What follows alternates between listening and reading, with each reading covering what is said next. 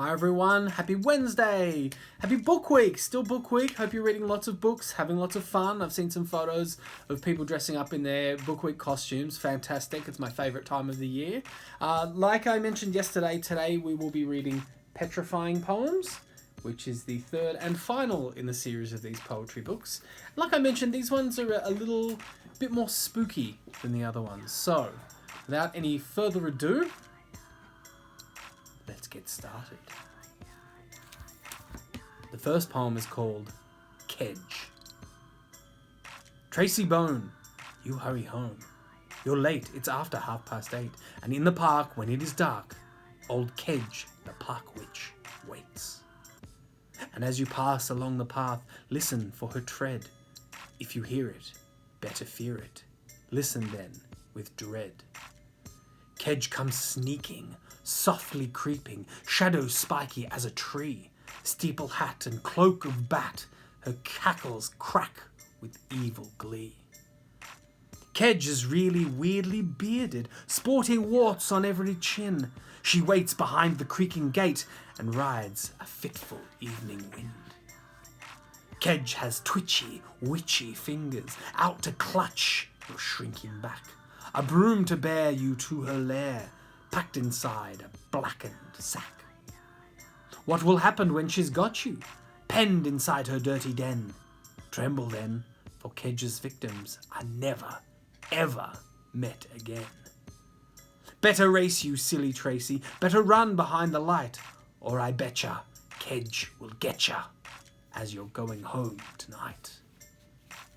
And here is a picture of Kedge, standing behind the light post, waiting for Tracy to come past so she can snatch her.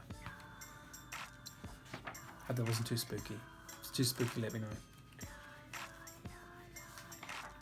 Or you can watch this in the middle of the day. That's the best time to watch scary movies. Watch spooky things. Okay. Second poem, if I can find it. Things that go squawk. There are things that go squawk in the daytime. There are things that go gargling at dawn. There are things that graffoon in the late afternoon or whenever the curtains are drawn. There are things that go swoosh in the morning. There are things that infooble and fight. Every evening at dusk, there are things quite grotesque. There are things that go bump in the night.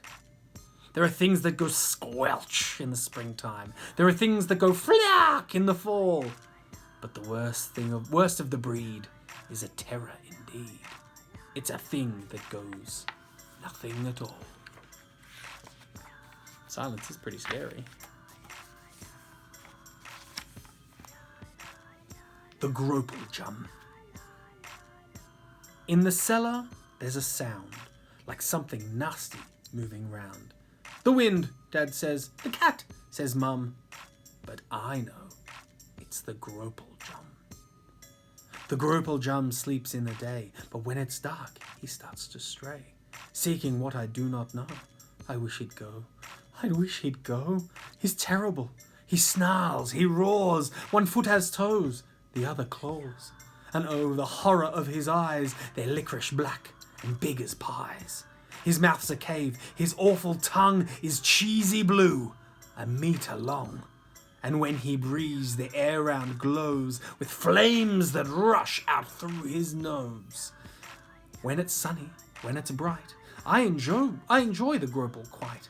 I add a detail here and there, like meat hook hands and orange hair. But come the night, I always feel this prowling monster's real as real. And then I'm sorry I invented the Gropaljum, however splendid. There's the girl, looking down the trapdoor, hoping that the Gropaljum doesn't come out.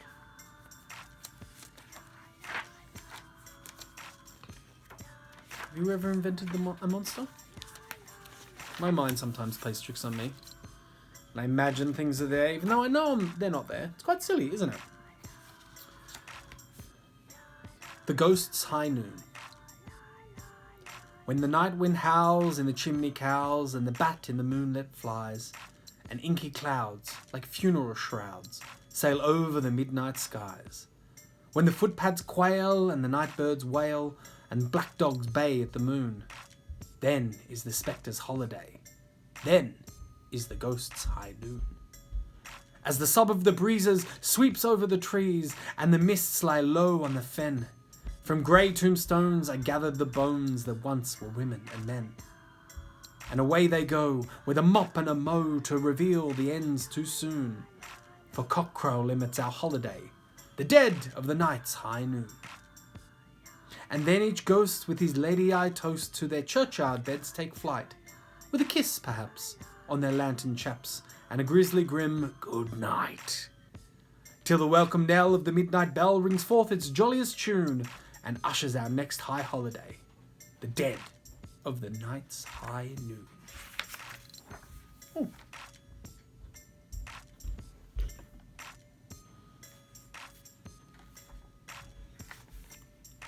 The Viper. Inside the lighthouse jellybone, old Jim the keeper sat alone. The waves were high, the stars were dim, and spirits seemed to call to him. Be sure to watch the jellybone light, or sailors' ghosts will rise tonight. And then a voice cried, "Keeper Jim, I am the Viper. Let me in. I'll gladly serve you evermore, if only you'd unlock the door." Now, Keeper Jim was brave and bold, but that strange voice had turned him cold. "Please go away from here," he stammered. And still the Viper bashed and hammered. "I am the Viper.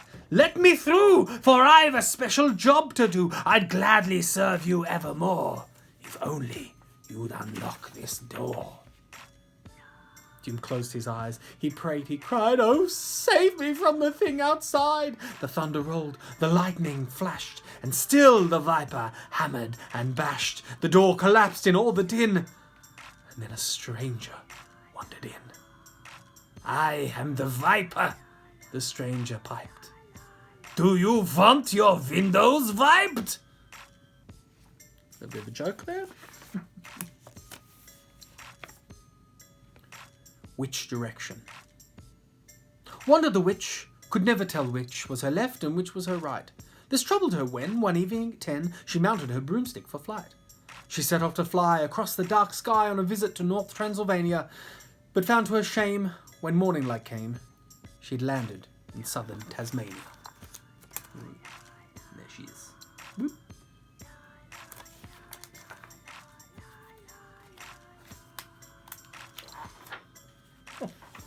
Hard to see my page markings in the dark. Alright. Witchwater. Glimmering, shimmering down by the clearing under a shadowing tree, Witchwater's waiting to catch the uncaring, and nobody knows it but me. Green in the evening and blue afternoons, silvery under the stars, Witchwater's beautiful, glowing and beckoning, calling the dangerous charm. Enchanted and dreaming, I'm here in the clearing. I wait by the shadowing tree. Centuries pass since I looked in the water, but time doesn't matter to me. Whoever you are, and whatever you're seeking, hurry away and be free. Don't look in the water, the fathomless water, or you'll be a statue like me. There's the man there, sitting by the water.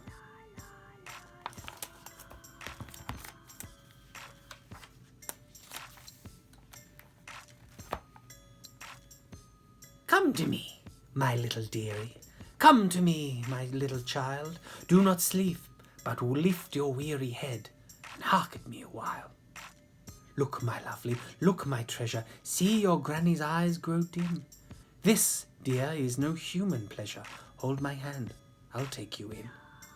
Can you see them, coldly waiting? Drift and chill of breath and bone? Dear, they move like silent skating, past an icy shivered moan. Ah, my love, their red eyes brighten. See, they like your sweet red cheeks. They seem, you say, rather hungry. Treasure, they've been starved for weeks. Now they drift like smoke towards you. Now they fasten to your skin. Child, your manners I should warn you. No complaints when the teeth go in. There now, It was all quite simple. Over now, my deathless dear. Sweet, your cheeks acquired a dimple.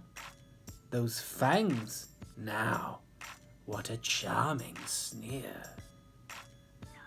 Oh, that was a spooky one. All right, let's move on. Whew. Oh, scared myself there a little bit. This one's a bit more funny. This will be fun. At Tocumwall, the Murray cods play tug-of-war with fishing rods. Hence fishermen from year to year mysteriously disappear. The biggest, meanest cod of all resides at sleepy Tocumwall and boasts about his score to date. It's humans 0 and codfish 8. In order to amend the score, a ghastly girl called Eleanor, in search of bigger fish to fry, resolved to land it high and dry. She fished with flies and fancy hooks, a dinghy with some fishing books, till late that night the codfish struck and tipped her deftly in the muck. She struggled to the riverside. All's fair in love and war, she cried, and added, tossing in a bomb, there's plenty more where that came from. The bomb went splash, and down it sank. The codfish leapt towards the bank, declared, all's fair in love and war, and spat the bomb at Eleanor. As shockwaves rocked the river shelf, the codfish pondered to himself, till next they match their wits with mine, it's humans 0 and codfish 9.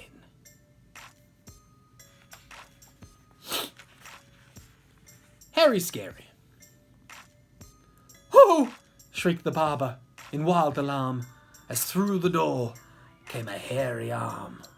The body followed, 12 foot high, with eyes as black as stormy sky.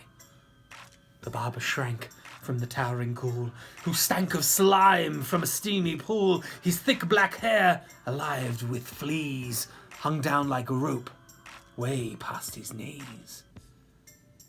"What do you want?" cried the barber, wild-eyed. The monster turned, pushed him aside, his head creased up in a terrible frown. "A haircut," he said, and sat himself down. Whew. Another funny one. That's the spirit. It seems a most rewarding post applying as a trainee ghost, where one is taught, with moans discreet, to shake and shimmer in a sheet. A Mr. Dracula's director, he'll pass you as a spook or spectre. The discipline is strict, it's true. You speak when you are spookin' too. Until, come graduation day, you've frightened everyone away. A credit to your creepy school. Well done to every boy and ghoul. Ghosts graduating. Alright. Last one.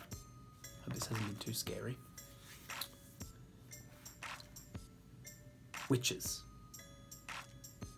The moon was red and overhead. The witches flew together. Throughout the night in silent flight they braved the windy weather. A single broom within the gloom was gliding at the lead, but from the rear there came a cheer from someone gaining speed. Then number 2 came flying through and overtook the third, while from the back along the track another cheer was heard. Amid the rush, a scrubbing brush was gaining second place. The witch aboard could not afford a broomstick for the race. While number 1 was having fun, annoying number 8, a flying mop was forced to stop from carrying too much weight. There came a roar as number 4 was slowly catching up, but number 9 had crossed the line and won the witch's cup. And here is the illustration of all the witches racing. Another fine example. Oh, Craig Smith. The problem is, in the camera, everything's reversed, and my brain sometimes forgets that, and it's hard for me to put the pictures in the right spot. Alright, that's enough of some spooky poems. I was hoping that would be a bit cooler. And that's enough from the poetry collection that I've been reading to you for the past couple of days.